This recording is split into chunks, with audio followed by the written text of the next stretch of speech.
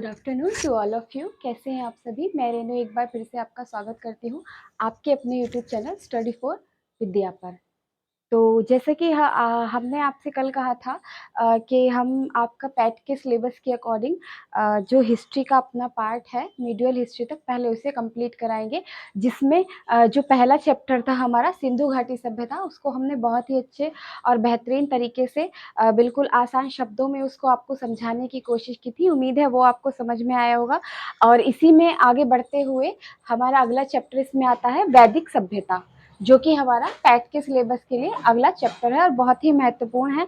मैं कोशिश करूंगी इस चैप्टर को भी मैं अपनी ही भाषा में आसान शब्दों में आपको इसको कराते चलूं। एक चीज़ ये भी है कि किसी भी चैप्टर को अगर हम ऐसे ही पढ़ते जाते हैं बुक के माध्यम से तो चीज़ें हमें समझ में नहीं आती, बोरिंग लगने लगती है और ना ही वो हमारे माइंड में बैठती हैं। लेकिन जब हम उसको एक कहानी की तरह बनाते चलते हैं, बताते चलते हैं, या फिर हम एक टीचर के माध्यम से चीज़ों को मतलब अपने अंदर वो करते स्टोर करते हैं तो चीज़ें हमें एकदम से क्लियर होती चली जाती है। तो जैसा कि हमने सिंधु सभ्यता को बड़ा ही आसान शब्दों में, अगर आपने वो चैप्टर नहीं देखा है तो आप हमारे चैनल पे जाइए, विद्या स्टडी चैनल पर, और सिंधु सभ्यता के नाम से पार्ट 1 और पार्ट 2, काफ़ी बड़ा चैप्टर था लेकिन उसको मैंने दो ही क्लास में पूरा कवर कराने की कोशिश की है और 100% गारंटी है कि उससे बाहर आपका एक भी प्रश्न नहीं बनेगा। आप किसी भी बुक को उठा के देख लीजिए, सिंधु सभ्यता से एक भी प्रश्न बाहर नहीं जाएगा। ऐसे ही हम वैदिक सभ्यता के बारे में बात करेंगे कि जितना भी हम कवर कराएंगे, वैदिक सभ्यता काफी बड़ा पार्ट है लेकिन इसको हम सिर्फ 2 भागों में लेकर आए हैं। जैसे कि आज हम इसका वैदिक सभ्यता के बारे में, आखिर इसको वैदिक सभ्यता क्यों कहा गया, ये कब आई थी, सिंधु सभ्यता के कितने समय बाद आई थी, वैदिक सभ्यता में जो आर्य थे, आर्यों का आगमन कैसे हुआ, आर्य कब आए थे, उनके बारे में हम इसमें चर्चा करेंगे। तो चलिए शुरू करते हैं ना ज़्यादा समय लेते हुए। तो पहली जो क्लास हमारी रहेगी उसमें हम वैदिक सभ्यता के बारे में जानेंगे, आर्यों के बारे में जानेंगे। दूसरा भाग जो हमारा रहेगा उसमें हम ऋग वैदिक काल को और उसमें जितने भी पार्ट आते हैं, सामवेद, ऋग्वेद, अर्थवेद और यजुर्वेद, चारों वेदों को कवर करेंगे और उसी में हम उत्तर वैदिक काल को भी कवर करने की पूरी कोशिश करेंगे। जितनी भी चीजें हैं उनको समराइज करके मैं आपके सामने रखूंगी और उससे बाहर आपका परीक्षा में एक भी प्रश्न नहीं जाएगा। तो चलिए शुरू करते हैं। देखिए, जैसे ही हमारी सिंधु सभ्यता खत्म हुई उसी के साथ हमारी वैदिक सभ्यता का उदय हुआ। कुछ लोगों का मानना है कि जो वैदिक सभ्यता थी ये हमारी सिंधु सभ्यता से जुड़ी हुई थी, लेकिन कुछ लोगों का मानना है कि जो वैदिक सभ्यता थी, जैसा कि आप सभी जानते हैं, जो वैदिक सभ्यता थी उसको हमारे देश में आर्य लेकर आए। तो उसके हिसाब से कुछ लोगों का मानना है जो सिंधु सभ्यता थी, जो वैदिक सभ्यता है, वो सिंधु सभ्यता का ही एक नवीनतम रूप है। लेकिन इसके बहुत सारे मतभेद हैं, इसको हम पूरी तरह से नहीं कह सकते हैं कि जो वैदिक सभ्यता है ये सिंधु सभ्यता का ही भाग है। देखिए, सबसे पहले हम आते हैं सिंधु सभ्यता के पतन के बाद 1500 से कुछ समय पहले जिस सभ्यता का विकास हुआ उसको क्या कहते हैं, आर्य सभ्यता कहलाई। देखिए, जैसे ही सिंधु सभ्यता का अंत हुआ उसके कुछ समय बाद 1500 ईसा पूर्व के कुछ समय पहले, क्योंकि 1500 से 1000 ईसा पूर्व में, 1500 से 1000 ईसा पूर्व में हमारे देश में आर्य सभ्यता शुरू हो चुकी थी। इससे कुछ समय पहले हम मतलब जब ये आर्य लोग थे, जब आर्य लोग हमारे देश में आए थे तो उसी समय में हमारे जो देश में है वो आर्य सभ्यता का उदय हुआ। लेकिन उससे पहले ये सभ्यता क्या कहलाई, वैदिक सभ्यता कहलाई। कहा जाता है जो वैदिक सभ्यता है इसको हमारे देश में आर्य लोग ही लेकर आए, क्योंकि वैदिक सभ्यता की इसका कोई प्रमाण नहीं है, लेकिन जैसे कि मैं अभी आपको बताऊंगी, वैदिक सभ्यता की संपूर्ण जानकारी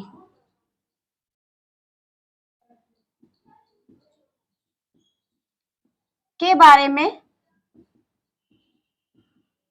वेदों से पता चलता है।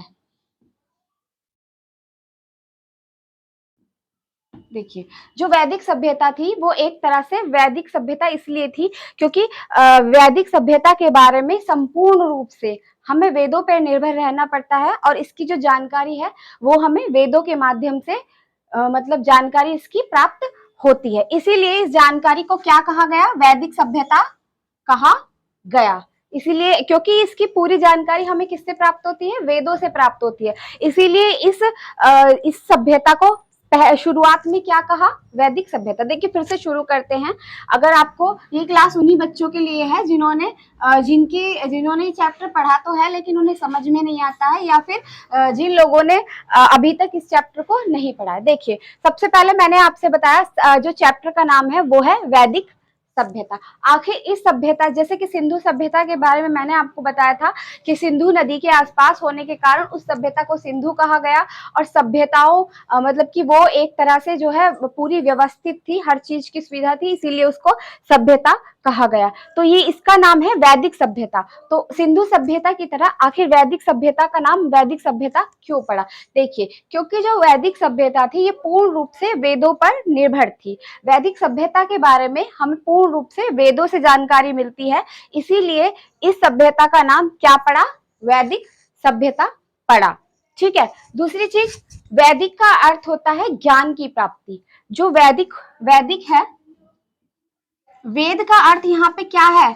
ज्ञान। वेद का अर्थ क्या है यहाँ पे?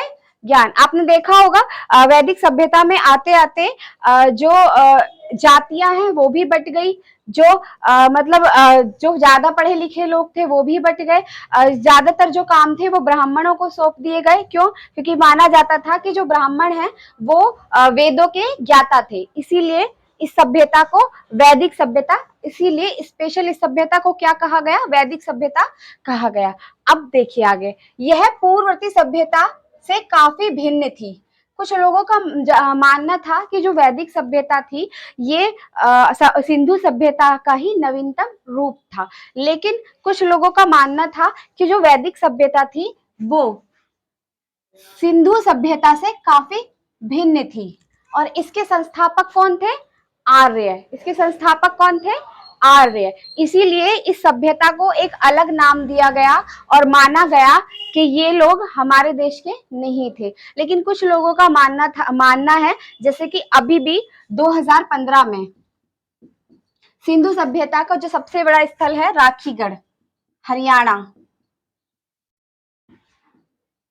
2015 में राखीगढ़ हरियाणा में अभी भी जो कुछ नर कंकाल थे उनका जो है डीएनए टेस्ट कराया गया और ये जानने की कोशिश की गई थी कि आखिर, क्योंकि जैसे आपको पता है जो सिंधु सभ्यता थी वो तो भारत की ही सभ्यता थी, तो एक तरह से वो लोग तो भारतीय हो गए। तो इसी के मतलब बेस पे जो वहां के नर कंकाल थे राखीगढ़ी के 2015 में उनका पूरा प्रॉपर तरीके से 3-4 कंकालों का डीएनए टेस्ट कराया गया, ये जानने के लिए आखिर ये लोग हिंदू थे कि ये लोग बाहर से आए थे, मतलब ये लोग भारतीय थे कि बाहर से आए थे। लेकिन आप जैसा कि आप सभी जानते हैं इतिहास, हमारे इतिहास कोई छोटी मोटी चीज तो है नहीं कि अगर थोड़ी सी कोई जानकारी मिलती है तो उसके बेस पे इतिहास को बदल दिया जाए।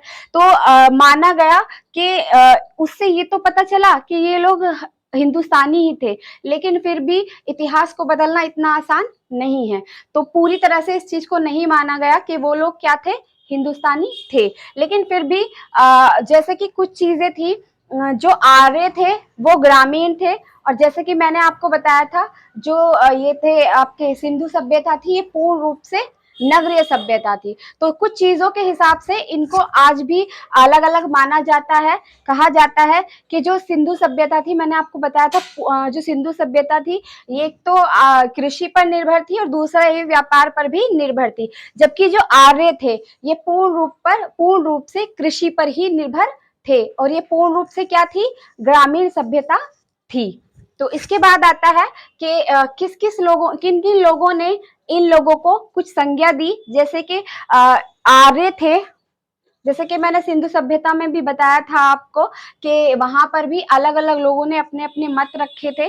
तो कुछ लोगों के मत वहां पे पूछ लिए जाते थे कि उनके हिसाब से, उस वैज्ञानिक के हिसाब से या उस व्यक्ति के हिसाब से जो सिंधु सभ्यता थी वो कहाँ से आई थी और किस रूप में थी। तो इसी तरह से वैदिक सभ्यता में भी पूछ लिया जाता है कि आखिर जो वैदिक सभ्यता थी वो किस वैज्ञानिक के अनुसार उनका क्या मत था। तो इसी के बेस पे हम देखते हैं वैज्ञानिकों के अनुसार लोगों के मत। देखिए इसमें जो सबसे पहला आता है वो आता है आर्य इनोवेशन थ्योरी के अनुसार। इंग्लिश की एक पत्रिका थी जिसका नाम था आर्य इनोवेशन थियरी। इनके हिसाब से ये घुमंतु थे, कबीलाई थे, मतलब कि ये घूमते रहते थे, कभी यहाँ पर तो कभी वहां पर, इनका कोई एक स्पेशल ठिकाना नहीं था। ये कबीलाई थे, कबीलों में रहते थे, मतलब समूहों में रहते थे, खाना बदोश थे। जहां पे इन्हें लगता था कि यहाँ पर खाने की व्यवस्था है, मौसम के अनुसार परिवर्तन होने के अनुसार ये अपना स्थान एक स्थान से दूसरे स्थान पर बदल लिया करते थे। जिसके पास वेदों की जानकारी थी, इनके पास वेदों की काफी जानकारी थी, खुद की भाषा थी, इनकी अपनी एक भाषा थी, कौन सी? संस्कृत। इनकी खुद की भाषा थी, इनके पास रथ आदि की भी व्यवस्था थी। मतलब यह लोग कैसे थे? ये लोग काफी पढ़े लिखे थे, इसीलिए इन्होंने किस की शुरुआत की? वैदिक सभ्यता की शुरुआत की। जैसे कि मैंने अभी आपसे बताया था कि वैदिक सभ्यता अपने आप में क्या है? पढ़े लिखे लोगों की सभ्यता। तो इसका मतलब है यह लोग कैसे थे? पढ़े लिखे थे। अगला इसमें आता है जो इसमें, और हमारे इसमें काफी काफी लोग हैं जिन्होंने अलग अलग मत दिए, लेकिन जो परीक्षा में पूछे जाते हैं मैं सिर्फ आपको वही बताऊंगी। बेकार की चीजें दिमाग में इकट्ठा करने से कोई मतलब नहीं है, सिर्फ वही चीजें हमें पढ़नी चाहिए जो हमारे परीक्षा के दृष्टिकोण से महत्वपूर्ण है। देखिए सबसे पहले इसमें आता है मैक्स मूलर। मैक्स मूलर जो वैज्ञानिक थे, इनके अनुसार जो आर्य थे वो मध्य एशिया से आए थे। जो आर्य थे वो मध्य एशिया से आए थे। मध्य एशिया मतलब ये 5 देशों का जो समूह है, कजाकिस्तान, तुर्कमेनिस्तान, कजाकिस्तान, तुर्कमेनिस्तान और तजाकिस्तान, ये 5 देशों का जो समूह है, ये वाला पार्ट क्या कहलाता है? मध्य एशिया कहलाता है। तो इनका मानना था, मैक्स मूलर का मानना था कि जो आर्य थे वो कहाँ से आए थे? मध्य एशिया से आए थे। इसको आप ऐसे भी याद कर सकते हैं, मैं से मैक्स मूलर, मैक्स से मध्य एशिया। इसके बाद है हमारे बाल गंगाधर तिलक जी, इन्होंने भी अपना मत प्रस्तुत किया। इनका कहना था कि जो आर्य थे वो उत्तरी ध्रुव से आए थे, मतलब कि उत्तरी ध्रुव साइबेरिया वाला क्षेत्र, एशिया का उत्तरी ध्रुव, जहां जो आप कह सकते हैं साइबेरिया वाला क्षेत्र। तो इनका कहना था कि ये लोग कहां से आए थे? उत्तरी ध्रुव से आए थे। अगले आते हैं इसमें हमारे दयानंद सरस्वती जी। दयानंद सरस्वती जी का कहना था कि जो आर्य थे वो कौन थे? आर्य क्या थे? तिब्बती थे। आर्य क्या थे? तिब्बती थे। अगले इसमें आता है हमारा गंगानाथ झा, जिनका कहना था कि ये कौन थे? ब्रह्म ऋषि थे। इन्होंने इन्हें ऋषि की संज्ञा दे दी। गंगानाथ झा जी ने क्या कहा था कि जो आर्य थे वो कौन थे? ब्रह्म ऋषि थे। ब्रह्म ऋषि देश से आए थे। आगे हैं इसके कुछ और भी स्रोत हैं जिसके बारे में हमें आर्यों की जानकारी प्राप्त होती है। जैसे कि कहा जाता है ईरान के निवासी थे। कुछ लोगों का कहना है कि जो आर्य हैं वो कौन थे? आर्य कौन थे? ईरान के निवासी थे।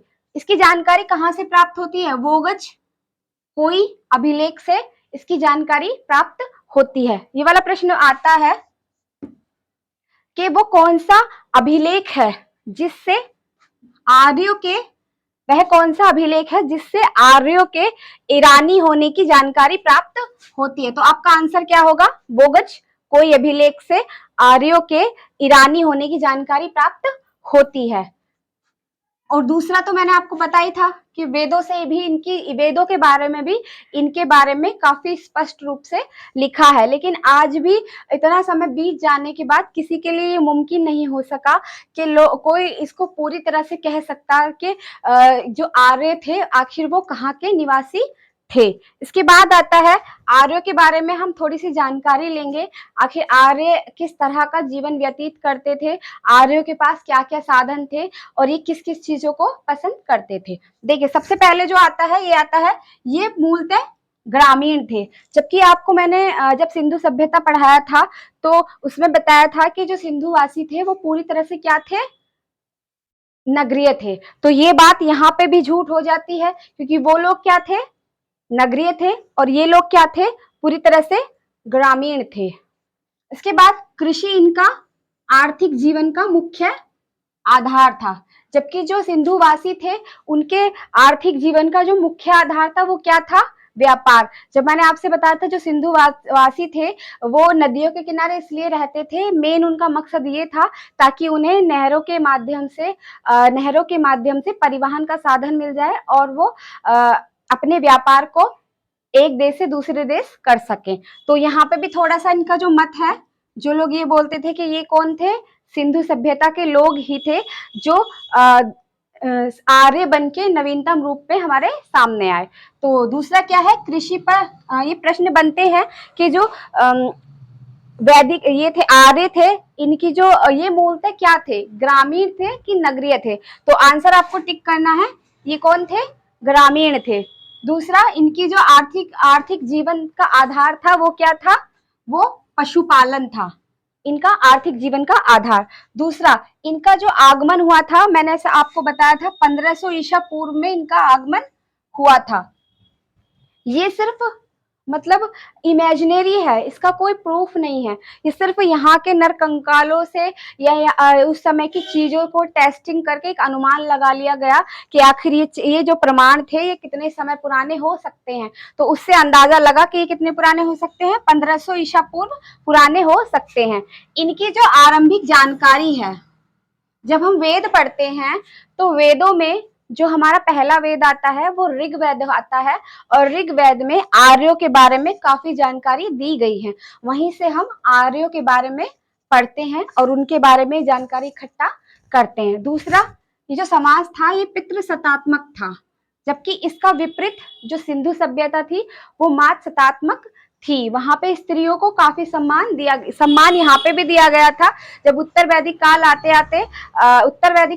आते जो स्त्रियों की स्थिति थी वो काफी गिर गई थी, लेकिन ऋग वैदिक काल में फिर भी उनकी स्थिति काफी ठीक थी। इसके बाद है, इनका प्रिय पशु था घोड़ा, जबकि सैंधव वासियों का प्रिय पशु क्या था, कुबड़ वाला सांड। इसके बाद है, ये एक पेय रस को पसंद करते थे जिसको कहा जाता था सोमरस। यहाँ से भी प्रश्न बनता है कि आर्यों का मुख्य पेय रस क्या था, आर्यों का मुख्य पेय रस क्या था। तो आपको आंसर टिक करना है सोम रस। इसके बाद था, ये खेती करते थे, जैसे कि मैंने आपको बताया पशुपालन और कृषि भी इनकी आर्थिक जीवन का आधार था। कृषि में सबसे ज्यादा क्या उत्पादन करते थे, जौ का। जौ को इस सभ्यता में क्या कहा गया था, यव कहा गया था। लोहे की जानकारी इन्हें थी, लेकिन ऋग वैदिक काल में नहीं, इनको उत्तर वैदिक काल के आते आते जो लोहे की जानकारी है वो प्राप्त हुई। जबकि ऋग वैदिक काल में एक दो जगह लोहे को आयस नाम से भी पुकारा गया है, लेकिन वहां पे पूरी तरह से नहीं कहा गया कि आयस आखिर किस चीज के बारे में इन्होंने कहा है। लेकिन जब उत्तर वैदिक काल आता है तो वहां पे जब हम लोहे की जानकारी प्राप्त करते हैं और पता चलता है कि उत्तर वैदिक काल के लोगों को लोहे की जानकारी पूरी तरह से थी, तो वो लोग भी लोहे को अयस कह के पुकारते थे। तो उसी के बेस पे मान लिया गया कि जो ऋग वैदिक काल में अयस कहा गया है वो लोहे को कहा गया है। इसके बाद है, यहाँ की जो प्रमुख नदी थी वो कौन सी थी, सिंधु नदी थी। यहाँ पे थोड़ा सा जो है आप सिंधु सभ्यता से मेल खाएगी ये, क्योंकि उनकी भी जो सबसे इम्पोर्टेंट नदी थी वो कौन सी थी, सिंधु थी, और इनकी भी जो इम्पोर्टेंट नदी है वो कौन सी है, सिंधु है। ये गाय को मुद्रा के रूप में प्रयोग करते थे और गाय को अघन्य मानते थे, ना मारने योग्य। कैसे, जिस तरह से आज मुद्रा के रूप में चीजों का लेन देन किया जाता है, उस समय गाय को मुद्रा के रूप में लेन देन किया जाता था। गाय को बेच दिया जाता था और उससे सामान या चीजें, वस्तुएं आदि खरीद ली जाती थी, या जो भी थोड़ा बहुत व्यापार होता था। वैसे व्यापार के यहाँ साक्ष्य नहीं मिले हैं, लेकिन जो भी थोड़ा बहुत था वो किसके रूप में उसको मतलब उन्हें बदले में क्या दिया जाता था, उनको गाय दी जाती थी। इसके बाद आता है जो हमारे आर्य थे, उनके जो जीवन को है वो दो भागों में बांटा गया था। एक बांटा गया था इसमें ऋग वैदिक काल, एक बांटा गया था इसमें उत्तर वैदिक काल। जो आर्य थे वो दो टाइप के थे। पहले थे ऋग वैदिक कालीन आर्य, जिसको पूर्व वैदिक काल आर्य भी कहा गया। दूसरा है इसमें उत्तर वैदिक काल आर्य। तो जो हमारा ऋग वैदिक काल है, इसी वेद से सर्वप्रथम आर्यों के आगमन की जानकारी हमें प्राप्त होती है।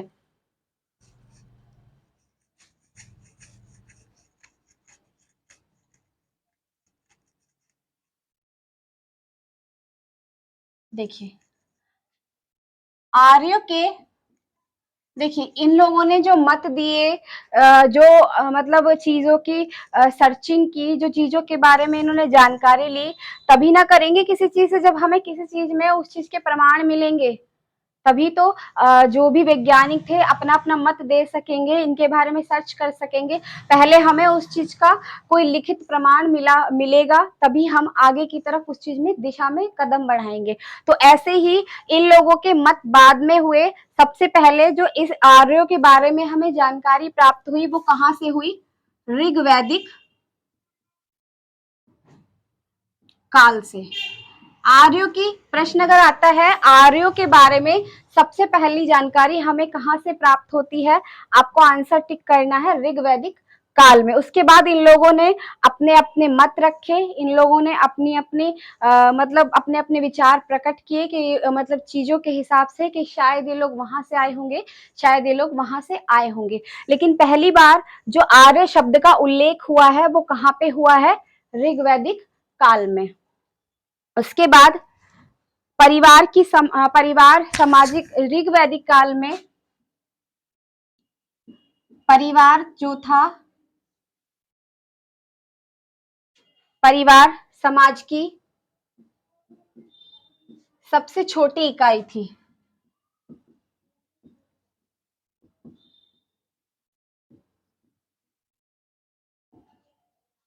इकाई थी। स्त्रियों को यहाँ सम्मान दिया गया।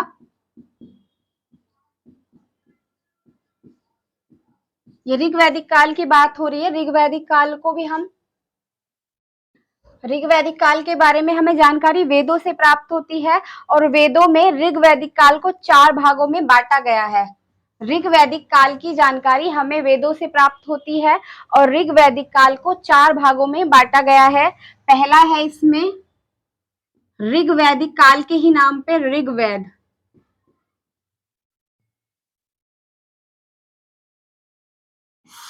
सोम वेद, सामवेद, यजुर्वेद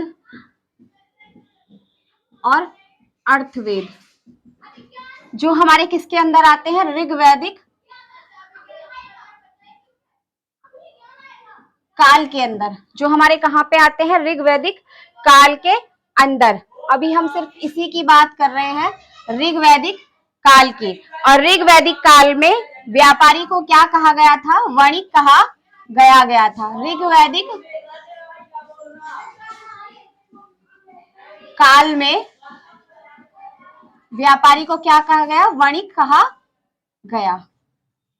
तो ये हमारा थोड़ा सा ओवरव्यू था आर्यों के बारे में। लेकिन मैं चाहती हूँ कि मैं शुरू से शुरू करूं और लास्ट तक जाऊं एक ही क्लास में, ताकि आपको कंफ्यूजन ना हो कि आखिर जो ऋग वैदिक काल था और जो उत्तर वैदिक काल था, इसको कंपैरिजन करने में आपको दिक्कत ना हो। एक तरफ जब हम कल ऋग वैदिक काल और उत्तर वैदिक काल पढ़ेंगे तो एक तरफ ऋग वैदिक काल, एक तरफ आपका उत्तर वैदिक काल, और हम दोनों चीजों की जो है कंपैरिजन करते चलेंगे, ताकि अगर वो उत्तर वैदिक काल से पूछता है किसी चीज को तो आप उसका आंसर मतलब दोनों का कंपैरिजन करके दोनों के जो आंसर हैं वो आसानी से टिक कर सके। फिर भी थोड़ा सा मैं आपको ओवरव्यू दे देती हूँ, जैसा कि हमने अभी पढ़ा है।